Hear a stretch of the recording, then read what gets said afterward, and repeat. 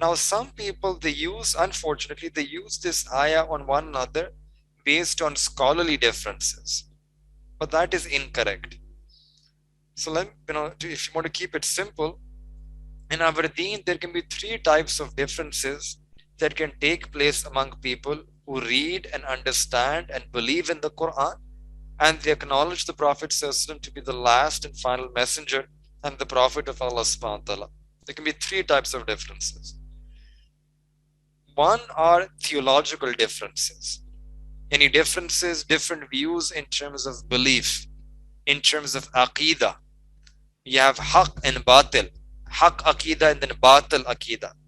That would fall under the ruling of this verse. That do not split up into these different theological sectarian aqidas, right? Sectarian sects, these beliefs. This in Arabic, when you have a difference in aqidah, this will be called a firqa. Allah is saying, wala tafarraku. Do not fall into that. The second type of differences among, again, those people who believe in Quran and follow the Prophet ﷺ could be political differences. Political differences. So again, that could also, that don't divide the ummah in terms of politics. So elsewhere we understand from, if you look at different ayat, different riwayat, that do not divide the ummah in terms of politics. They should be united. There should be a sense of unity, a sense of brotherhood in how they feel about the affairs of this world, how it should be managed, how it should be governed, how relations should be with the non-Muslims, how you're supposed to treat them, how you're supposed to negotiate with them, etc. Right? So not just politics, but affairs of this world. It has questions about economy, society. Right? So here Allah subhanahu wa ta'ala also wants that you can have some healthy differences, but it should not be in terms of you're antagonistic towards each other. You start taking arms against each other, right? Because definitely the ummah will spread so vastly, it will cover different cultures and civilizations, and they may find different ways to manage their economy, their society, their political community according to the teachings of Islam. So this happened historically as well, right? That when you had the vast Islamic world, then you had, and for many centuries, you had different ways in which governance practices were being done, whether it was the Ottomans or the Mughals, right? Or questions of economy and society. They were with the local rulers, the Amir within that empire. So that is also tolerable, provided it's done within the teachings of Islam. And then thirdly, the third type of differences are called the scholarly differences, the legal differences. They are not theological in nature. They're not based on aqidah. They're not based on any differences in belief. And these differences are not in any way intended in this ayah. They're not viewed as a firqa or any type of sectarianism. So for example, when you pray your salah, where do you keep your hands? That's a legal difference, right? Whether blood breaks your wudu or not, these are legal differences. And there is no, you can have different views among the scholars of tafsir. For example, scholars of tafsir, they might have different views regarding the meaning and interpretation of an ayah. We did this today, Bakka. People disagree, people have differences. So this ayat does not mean that all the mufassirin, they should unite on one view. If you take hadith as an example, now Imam Muslim, Imam Bukhari rahmatullah, two big hadith scholars. And Imam Muslim rahmatullah, he writes in his introduction of his Sahih, and he's severely critiquing his teacher Imam Bukhari rahmatullah in one issue of hadith sciences. So it will be wrong to say that he is creating tafarruqa. Tafarruqa is not in this domain of scholarship. This is the realm of education, academic sciences. This is ijtihad. So in fiqh, for example, we have these scholars of ijtihad like Imam Abu Hanifa and those scholars of ijtihad who many scholars that followed him, his legal school. Then you have Imam Malik and many scholars that followed his legal tools, Imam Shafi, Imam Ahmad bin Hanbal. So they have different legal methodologies. It's not a firqa. It's very unfortunate that some people, some organizations, that they say this is firqa wari and we're just going to follow one hadith or just hadith. Now, everyone is following their imam. They're also following the hadith. The Hanafis are also following hadith. The Shafis are also following hadith. The Malikis are also following hadith. It's about which legal methodology do you use to follow. So this is also a misrepresentation of the hadith and the sunnah of the Prophet ﷺ, that it always leads to one answer. In many cases, can be multiple answers. In some cases, there is no clear text. In some cases, the texts are silent. So that's one end of the spectrum. And then at the other end of the spectrum, you have the reformists and the modernists who take advantage of this plurality of opinion, who take advantage of the scholarly differences. And the way they confuse you is by saying that nothing in the deen of Islam is 100% agreed upon. There's always differences about everything. So you don't have to do anything in particular because nothing is agreed upon. So that other extreme is also not allowed.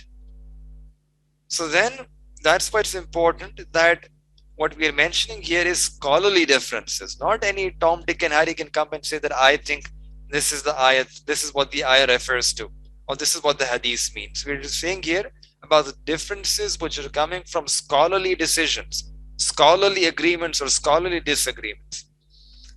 They will be tolerated. In fact, they are a mercy. The Prophet ﷺ said that these ikhtilaf ummati rahmati, that these scholarly differences are a source of rahmah because they add some breadth, some width, some flexibility in following the Sharia.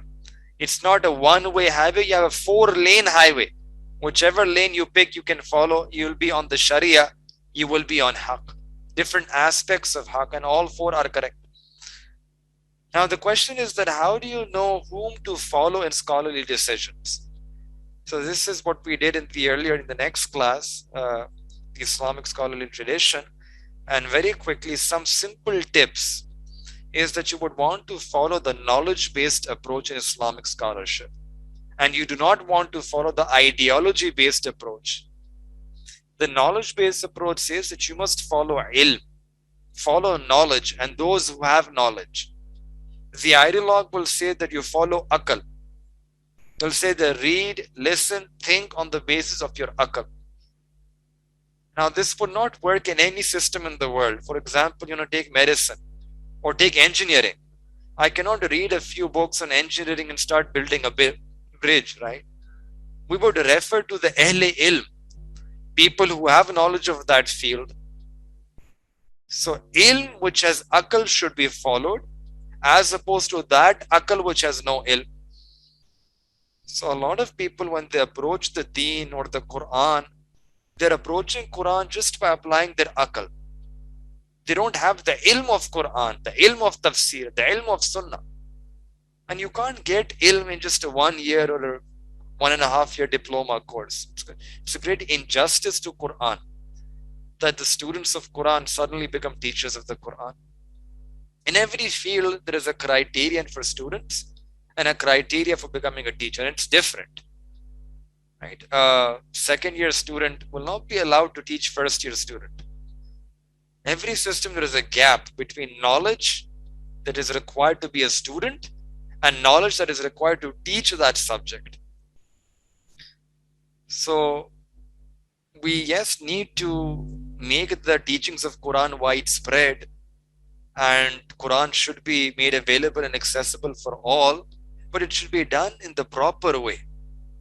It doesn't mean that we start, if you want primary education, doesn't mean that I would hire 5th graders to teach class 1 or class 2, right? Then the second thing that you have to look at for these scholarly differences is that in the knowledge-based approach suggests that you must read and study with multiple teachers, and then you can arrive at your scholarly opinion. And you must read everything, research, study. The ideology-based approach says that first I will start with my ideology, I will establish my ideology, and then I will go and research anything that will support it. So I can get some nice footnotes for my ideological pamphlet.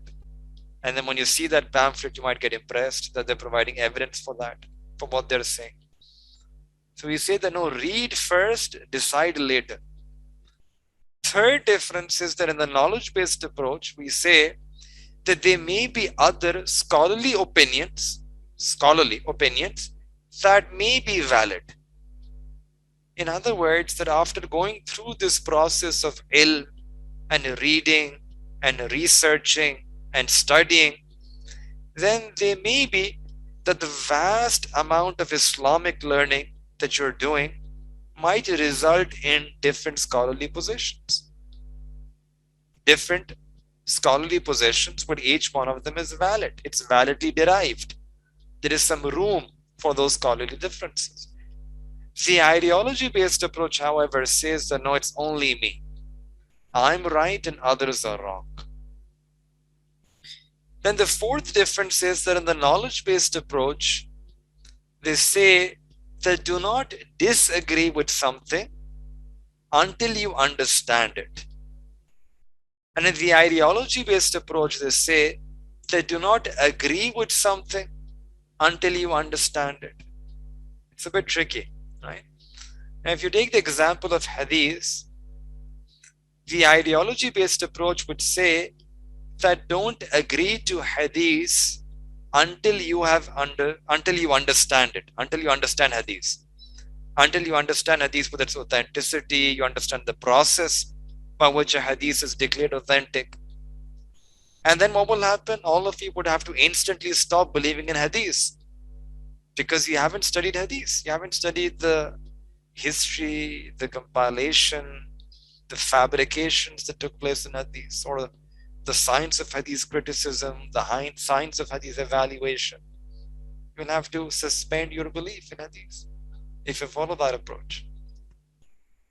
On the other hand, the knowledge-based approach, they say that if you want to leave hadith, first study it. First study. Know the muhaddithin. Read their works. Read about their methods. Read their accomplishments. Once after having studied all of that, then if you disagree, at least you knew it, you understand, and then you disagree. Then you can leave it. The same is true for fiqh. They don't disagree with any school of fiqh until you have understood it. And understanding is not simply one line or one hadith or one pamphlet. It requires years and years of study.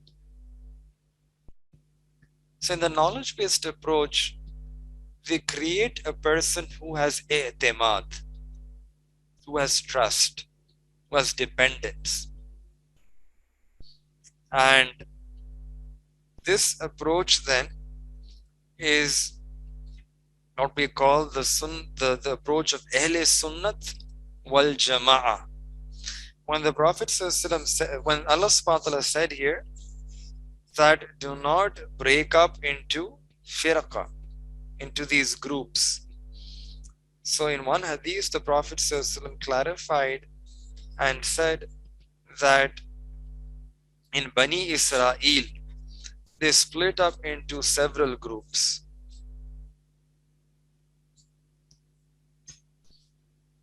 And this ummah will also split up into several groups, and only one of them will be on haqq. Will be on haqq. And that group, the Sahaba Ikram, they asked that who will be those people?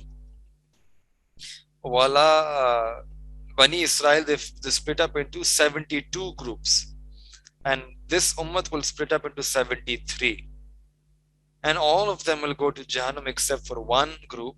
So Sahaba Ikram, they asked, Ya Rasulullah, which one is it that will attain salvation? And the Prophet ﷺ said, Anna wa ashabi.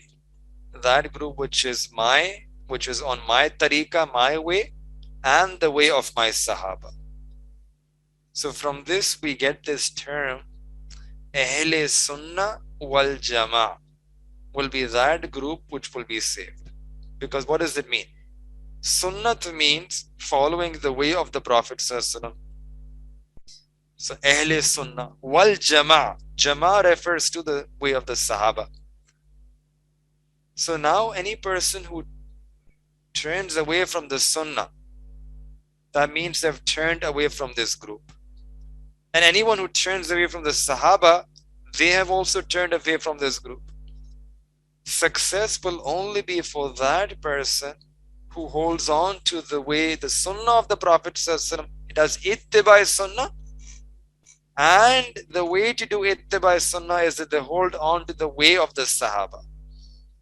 And this is precisely the reason why, if you look in our contemporary times, a lot of these batil firqa, incorrect beliefs and aqidas and sects that are out there, many of them, they attack the Sahaba.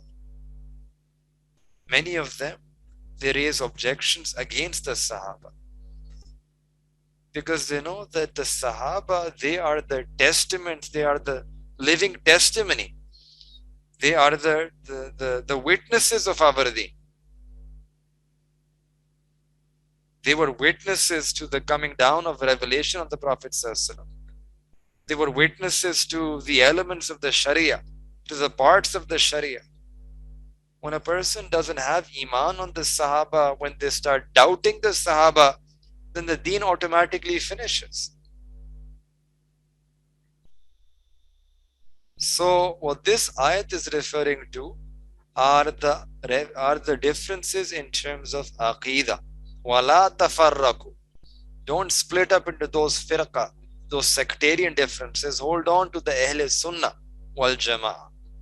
And this ayat is not referring to the scholarly differences, the differences which happen among the mujtahideen, amongst the ulama, because those are legal differences which are based on ikhtilaf, which are based on ijtihad, and there is a room for ikhtilaf in those issues.